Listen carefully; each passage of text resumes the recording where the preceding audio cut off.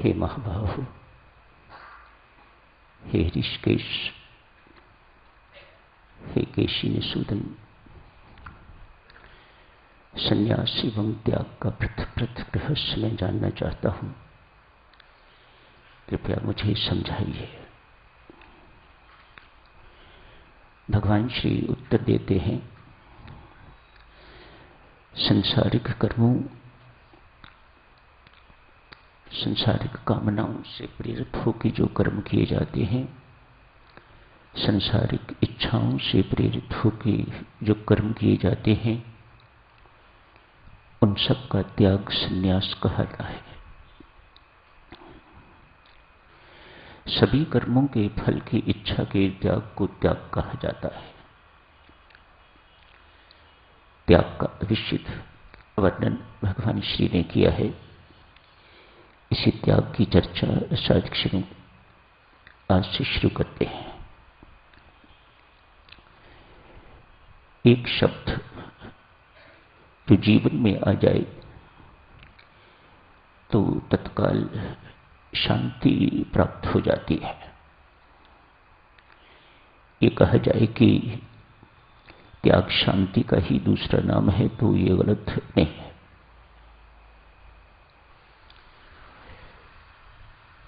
संत महात्मा बहुत ढंगों से त्याग की चर्चा करते हैं।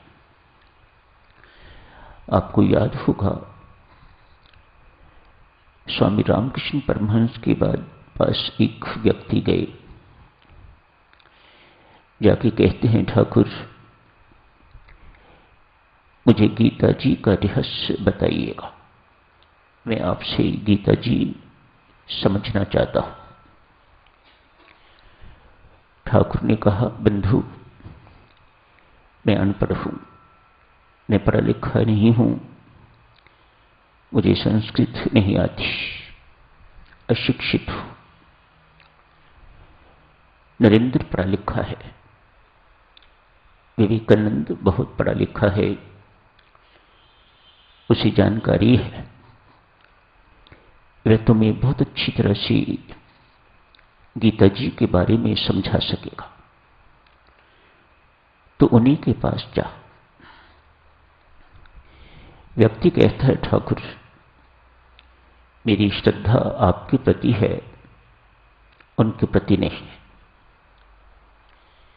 मेहरबानी करके मुझे आप ही गीता जी का सार समझाइएगा।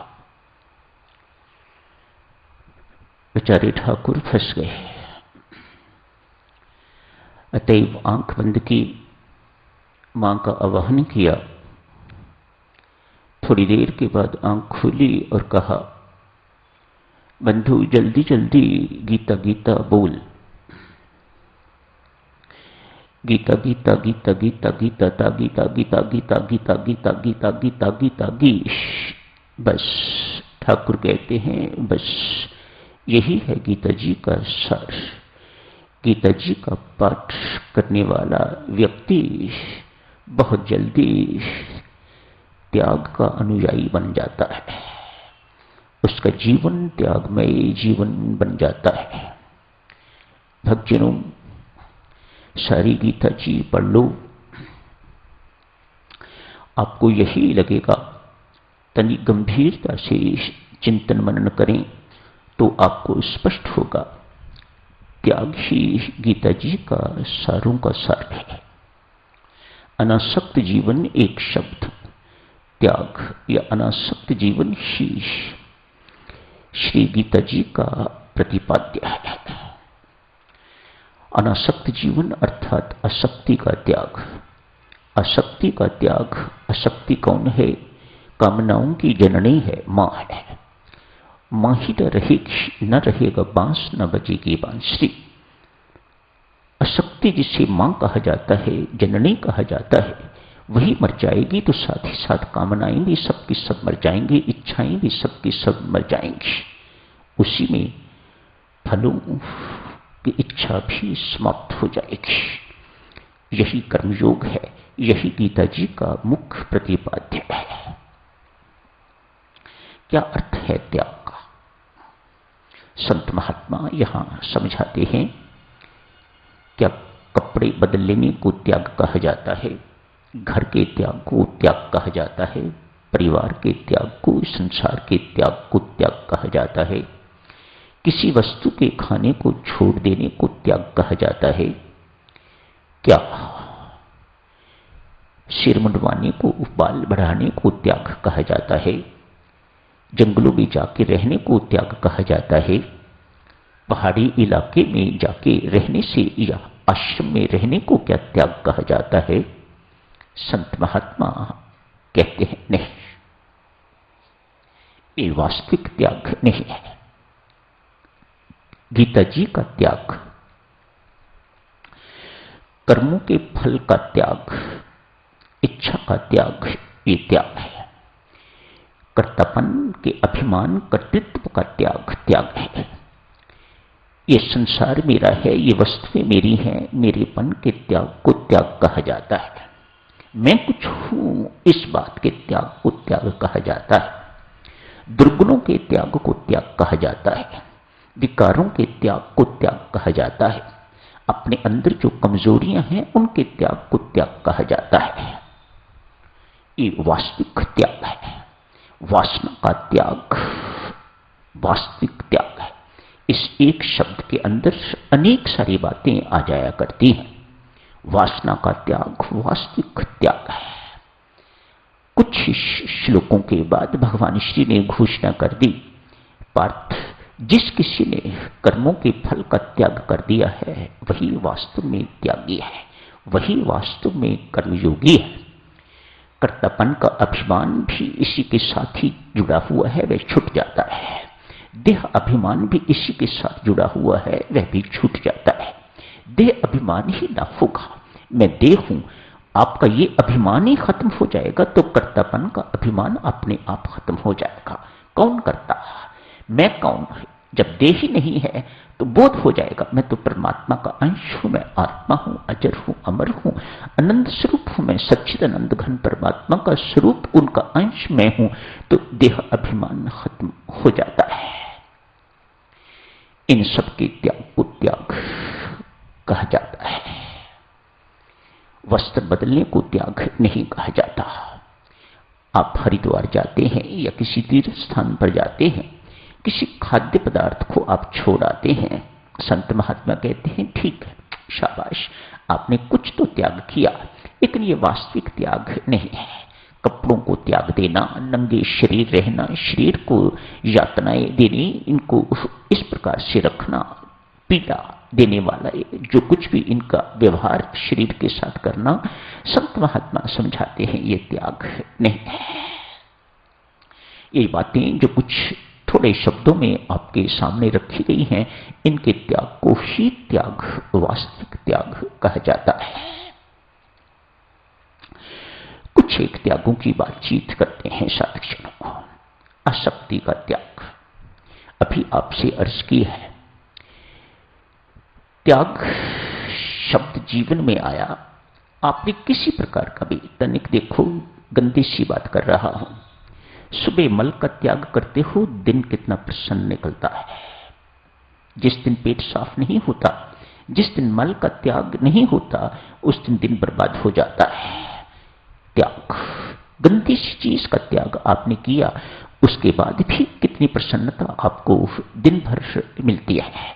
तो किसी वास्तविक चीज का त्याग करोगे आप, तो आपको परम शांति क्यों नहीं मिलेगी? संत महात्मा हम पूछते हैं, मिलकर रहेगी। आपने यदि किसी चीज जो त्यजनीय है, उस चीज का आपने त्याग कर दिया, तो आपको शांति जरूर मिलेगी। शुरू करते हैं साथ, सुनो आसक्ति से। एक कौवे की उदाहरण से, आपको अनेक बार ये उदाहरण आपकी सेवा में प्रस्तुत की जा चुकी है। आज कौवा एक रोटी का टुकड़ा किसी के घर से उठा के तो उड़ गया है। प्राय देखोगे आप, कौवे को कनिंग कहा जाता है, कनिंग क्रो। ये शंकाशील पक्षी है, हर किसी के ऊपर इसे संदेह रहता है। भक्तजनों, ये संदेश शब्द बड़ा गंदा है। ये एक साधक का शब्द नहीं है। संदेह करना, शंका करना, ये एक साधक का शब्द नहीं है। कभी नहीं कहता अर्जुन को इस बात का संदेह हुआ। क्यों? अर्जुन का संदेह यदि है और उसके माध्यम से हम सबके अंदर से संदेह, शंका इत्यादि शब्द को दूर रखना चाहते हैं, विनाशकारी है। अतएव एक संसारी का शब्द तो संदेह हो सकता है, लेकिन एक साधक का शब्द संदेह नहीं है। तो साधक क्या करता है? जिज्ञासा। मेरी जिज्ञासा है, प्रश्न पूछना हो संत से, गुरु महाराज से, किसी से, तो मेरी एक जिज्ञासा है, मेरा एक संदेह है। ये शब्द अच्छा नहीं मानते संत महात्मा, ये शब्द ठीक नहीं। संदेह की बड़ी भर्त्सना करी है भगवान श्री कृष्ण ने। संदेह वाला व्यक्ति, शंकाशील व्यक्ति विनाश को प्राप्त हुआ करता है। घर में ये संदेह आ जाता है, जिस पत्नी को अपने पति पर संदेह हो जाता है, आप सोचिएगा उस घर का क्या हाल होता है। हर वक्त भूचाल आया रहता है, हर वक्त वहां आंधी तूफान उठे रहते हैं, पता नहीं थोड़ी देर में क्या हो जाएगा। जिस पति को अपनी पत्नी पर शंका हो जाया करती है, संदेह हो जाया करता है, उस घर में पति का घुसने को मन नहीं करता। एक अजीब सा वातावरण हो जाता है। किसके कारण? एक शब्द के कारण, जिसे संदेह कहा जाता है। एक साधक संदेह नहीं करता, एक साधक जिज्ञासा अपनी प्रस्तुत करता है। प्रभु मेरी एक जिज्ञासा है, इसे तृप्त कीजिएगा। अर्जुन ने अपने संदेह नहीं, अपनी जिज्ञासाएं तृप्त करी हैं भगवान कृष्ण के उपदेश के माध्यम से। कौवा एक रोटी का टुकड़ा लेके किसी के घर से उड़ रहा है, यह नहीं खाऊंगा, हर वक्त शंका रहती है उसके मन में, अतएव उड़ गया है। दूसरे कौवों ने देखा इसके पास एक रोटी का टुकड़ा है, अतएव दूसरे कौवे अपना अपना हिस्सा मांगना चाहते हैं। शेयर विद अस, ऐसा उसका स्वभाव नहीं है, शेयर करने का स्वभाव कौवे का नहीं है। अतएव कौवा उड़ रहा है और तेजी से उड़ रहा है। उसके संगी साथी, जाति भाई उसके पीछे उड़ने शुरू हो गए हैं। न जाने कितनी किलोमीटर की उड़ान उस कौवे ने भर ली है। ये पीछा नहीं छोड़ रहे, अपना हिस्सा मांग रहे हैं। जो तेरे पास है वह हमें भी दे, लेकिन कौवा देना नहीं चाहता। क्यों? कौवे की उस टुकड़े के साथ आसक्ति है, कौवे की उस टुकड़े, रोटी के टुकड़े के साथ आसक्ति है। देवी सज्जनों, कितनी कितनी छोटी छोटी चीजों के साथ हमारी आसक्ति हुआ करती है, आदमी कल्पना भी नहीं कर सकता। जब बोध होता है तो आदमी पछताता है, मैं इतना कमजोर, मेरी इतनी तुच्छ चीज से आसक्ति, मेरी इस इतने तुच्छ व्यक्ति के साथ आसक्ति हो गई, इस वस्तु के साथ आसक्ति हो गई, आदमी तब पछताता है। कौवा भागता जा रहा है आगे, उसके पीछे अनेक सारे कौवे जो लगे हुए हैं वह भी उतनी ही स्पीड से भागते जा रहे हैं। आखिर वह कौवा थक गया है, थक के तो एक पेड़ पर बैठ गया है। क्या किया है उसने? कौवे देख रहे हैं, इससे पहले कि वह भी पेड़ पर बैठे, रोटी का टुकड़ा जो उसके मुख में था उसने नीचे फेंक दिया। तो कौवे सारे के सारे नीचे, वह अकेला ऊपर। अब आसक्ति का त्याग हुआ है देवी, तो वह साक्षी बन गया है। जिसने आसक्ति का त्याग कर दिया है वह अब साक्षी हो गया है, वह अब दृश्य देखने वाला हो गया है, वह अब तमाशा देखने वाला हो गया है। ये संसार के व्यक्ति किस प्रकार आपस में लड़ाई झगड़ा करते हैं आसक्ति के कारण, वह ऊपर बैठा हुआ देख रहा है। उसने आसक्ति का त्याग किया, शांति की प्राप्ति की, एवं साक्षी रूप से ऊपर बैठा हुआ इन सबको लड़ते हुए देख के इनका तमाशा देख रहा है। कौवे अनेक हैं, रोटी का टुकड़ा एक है। आप कल्पना करके देखो कि क्या हाल हुआ होगा वहां पर। दूसरा महाभारत का युद्ध, उनके लिए, उनकी दृष्टि से एक महाभारत का युद्ध वहां हुआ होगा, लेकिन ये कौवा ऊपर बैठा हुआ बिल्कुल शांत है। इन सब का तमाशा देख रहा है, मानो मन ही पद हंस रहा है, मुस्कुरा रहा है। मूर्ख कहीं के एक रोटी के टुकड़े के लिए किस प्रकार से आपस में लड़ाई कर रहे हैं। यही संसार है, यही हम सब कुछ करते हैं देवी सज्जनों, यही हमारी दुर्दशा है। किसके कारण? आसक्ति के कारण। तो पहला त्याग आसक्ति का त्याग, प्रथम त्याग आज चर्चा आसक्ति का त्याग। सर्व कामनाओं की जननी आसक्ति मां। मां मर जाती है तो कामनाएं, इच्छाएं अपने आप मर जाती हैं। संतों महात्माओं मेरी अर्ज सुनो, मेरी प्रार्थना सुनो। संसारिक आसक्तियां कैसे टूटेंगी? एक आसक्ति नहीं है, अनेक। एक रोटी का टुकड़ा ही हमारे सामने नहीं है, हमारे सामने अनंत वस्तुएं हैं एवं अनंत व्यक्ति हैं जिनके साथ हमारी आसक्ति हुआ करती है। अनासक्ति कैसे हो? संत महात्मा एक छोटी सी बात बताते हैं, कुछ नहीं करना।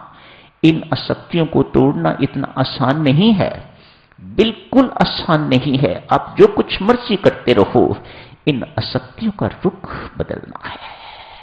इन आसक्तियों को संसार से इसका रुख बदल के परमात्मा के साथ जोड़ दो। सारी की सारी आसक्तियां परमात्मा के साथ जुड़ जाएं तो उसकी जिम्मेदारी बन जाती है। वह संसार के प्रति जितनी भी आसक्ति हैं वह अपने आप तोड़ देता है। क्यों? He is very possessive. वह नहीं चाहता कि व्यक्ति मेरे अतिरिक्त किसी दूसरे से प्यार करे। वह सारे का सारा प्यार स्वयं चाहता है। सारी की सारी आसक्तियां जितनी भी हैं वह इस संसार में, वह सारी की सारी रस्सियां अपने साथ जोड़ के रखना चाहता है। वह किसी और के साथ बांटना नहीं चाहता। अतएव वह औरों के साथ जुड़ी हुई रस्सियों को स्वयं काट देता है, स्वयं तोड़ता रहता है एक एक करके। जिसे मृत्यु कहते हो, जिसे वियोग कहते हो, ये कुछ नहीं है, ये परमात्मा की कृपा है, करुणा है। वह आपकी जुड़ी हुई आसक्तियां, जुड़ी हुई तारें, उन सबको एक एक करके तोड़ता है ताकि आप इन सब रस्सियों को तोड़ मरोड़ के एक रस्सी बना के तो परमात्मा के पांव के साथ बांध सको उसे पकड़ने के लिए, उसे बांधने के लिए। तो आज की चर्चा यहीं समाप्त करने की इजाजत दीजिएगा। धन्यवाद।